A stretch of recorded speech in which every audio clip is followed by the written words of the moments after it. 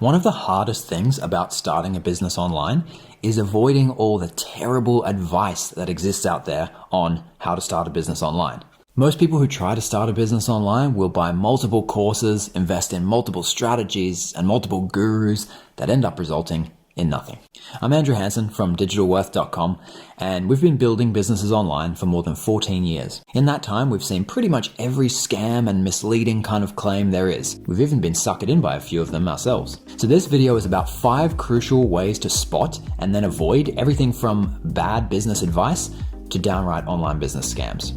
If you like this video, don't forget to subscribe with the button below to get notified when we release new videos on how to build an income-producing online business. Okay, so here's what you're going to do. The next time you see any claim like, I made $20,000 in 60 days with this cool website, or how I got 100,000 visitors from Google in 2 weeks, and you want to know, is this legitimate? You're going to ask the following 5 questions. Are you ready? Question 1. When assessing any claim, you have to first ask, when did this work?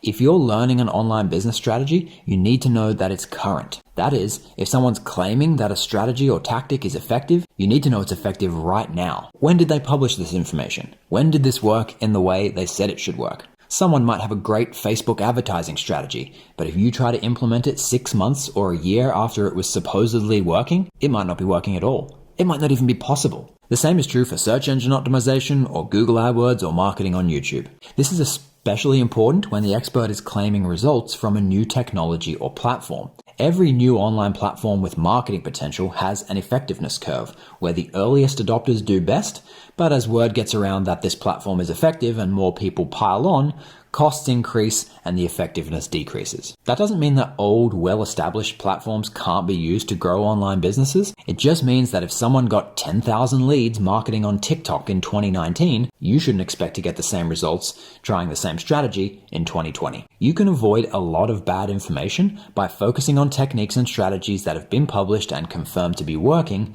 as recently as possible. Question number 2. Next. After when did it work, you have to ask, for whom did this work?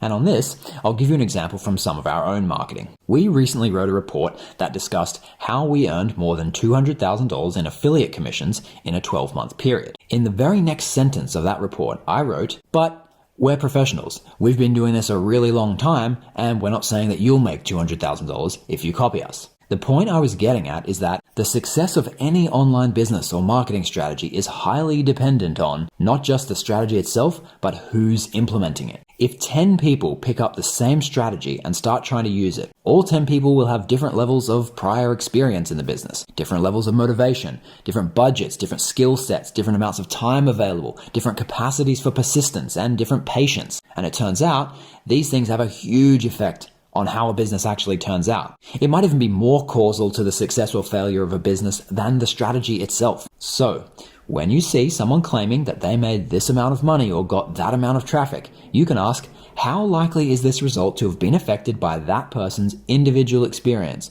budget, time, motivation, and personality? And usually, that'll help you qualify the claim and see it with more context. Question number 3. The next thing to ask if you're assessing online business claims is, what exactly were they selling? If someone says that they made $50,000 in their first year at an online business, there had to be a product.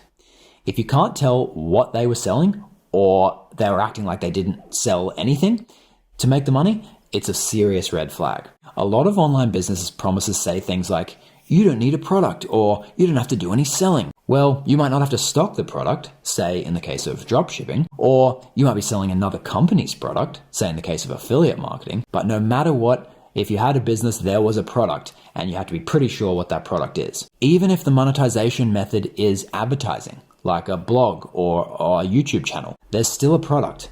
The product is the audience for your content, and the customers are the advertisers who will pay you for access to that audience. If there's no product, there's no legitimate business. If you can remember that, you can avoid a lot of online business advice that is nonsense. Question number 4. If you can tell what the product is, the next thing to ask is, what's the platform?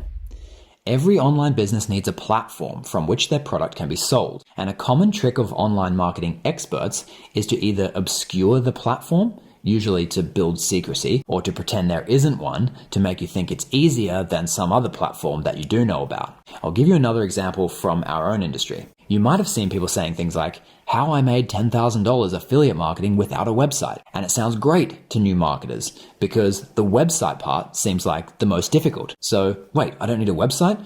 Challenge gone. I'm going to be rich. Well, they might have made money without a website, but they didn't make money without a platform. Whether it's a website or a social media profile or a Shopify store or an Amazon account, no one's making money online in any serious, scalable way without a platform. All the worst business ideas and scams and garbage you see online are people trying to make money without a platform. It's that guy who posts on his personal Facebook page about his amazing MLM opportunity. It's that forum lurker who drops in some irrelevant affiliate link and bombs a good conversation. It's spam email, it's getting paid to take surveys, and more. There's even a hierarchy for platforms where at the top you have the best, most solid platforms for building a business, and at the bottom you have the riskiest and the shakiest. At the top of that hierarchy of platforms is, no surprise, having a website. Yes, you can build a business online without a website, but you can build a much better business with a website. Even the models that start out on other platforms, like a YouTube channel or an Amazon sellers account,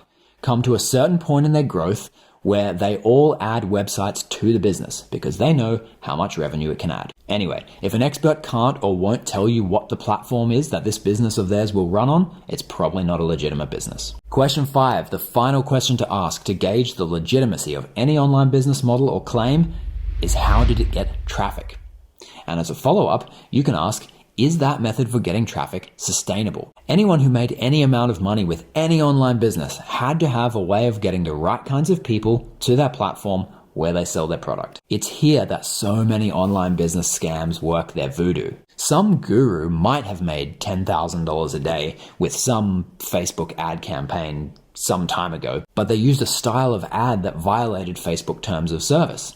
So sure, you made $10,000 that time, but you're not going to make another 10. Or maybe you did get to page 1 in Google in 7 days, but you had to use some cheap tactic that meant you're going to be removed from that position just as quickly. Or maybe, and this one is really common, someone was getting dirt cheap clicks from some new traffic platform and it was converting into tons of sales. But as soon as everyone found out about that advertising platform, click costs went through the roof, your margins went way down, and that traffic method was no longer viable. There are actually only 4 legitimate ways of getting sustainable, scalable traffic to an online business. They are social media, search, shopping, and email.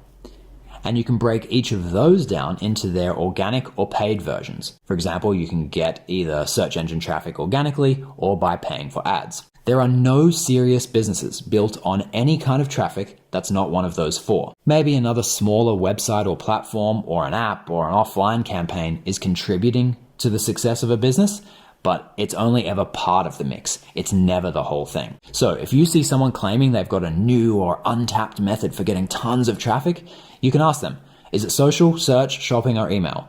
And if it's none of the 4, or if they won't say, you can probably assume it's not legitimate. So that's it. Those are the 5 big questions that can help you spot and avoid bad online business advice and downright scams. Last of all, just for fun, tell me in the comments below the kind of online marketing BS claim you've seen that you hate the most. You might even help newer marketers to spot some BS of their own.